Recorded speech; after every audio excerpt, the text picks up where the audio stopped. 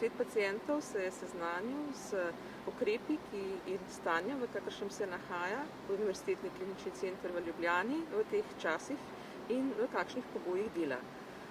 Predstavila sta nam situacijo generalni direktor in strokovna direktorica in moram reči, da je bilo ta informacija, ki smo jo dobili na ta način iz prve roke, malce drugačna kot tista, kakršno imamo nekako v mislih, kar zvemo iz javnih medijev. Predvsem nas je izjemno razveselilo, da vemo, da klinični center običajno sprejema vse bolnike, oziroma, če rečem z drugimi besedami, sprejema bolnike tako COVID, z boleznijo COVID-19, kot tudi vse druge in s tem, ko so dodatno sprejeli bolnike s COVID-om, niso prenehali sploh s dejavnostjo, tisto običajno, ki jo sicer imajo. Seveda, nekatere ambulante vemo, da so morale, oziroma nekatere operacije bodo morale počakati, malce se bodo ponekje podaljšale čakalne dobe, vendar nas resnično veseli, da vemo, da so pacienti obravnavani enako kot pred COVID-om, kot pred to stanjem, ki ga imamo zaradi COVID-a.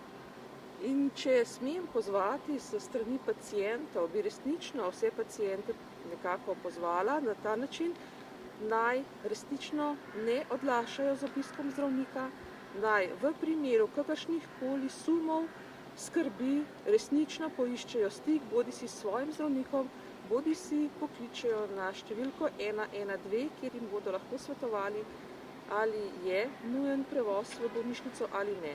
Vsaj za Ljubljanski klinični center je očitno, da vsi postopki normalno tečejo. Kar nas skrbi kot društva pacientov je dejstvo, da so nas obvestili in seznanili tudi z statističnimi podatki, da se je med prvim valom COVID-a, to se pravi marca in aprila, kar bistveno zmanjšalo napotovanje bolnikov, predvsem s kroničnimi boleznimi v klinični center. To je za vse kronične bolnike malce, bom rekla, slaba novica, vzrokov je verjetno več, zato pa še enkrat posebej velja poziv vsem kroničnim bolnikom, jemljite resno svojo bolezen, ne odlašajte z obiskom pri zdravniku. In kar se tiče Univerzitetnega kliničnega centra, boste deležni vse pomoči enako kot prej. Tudi vse poti, ki potekajo po Univerzitetnem kliničnem centru, so ločene, tako da je odveč strah, da bi se COVID bolezni nalezli v kliničnem centru. Verjetnost je resnično bistveno manjša kot kjerkoli druge, kjer se sicer zadržujete.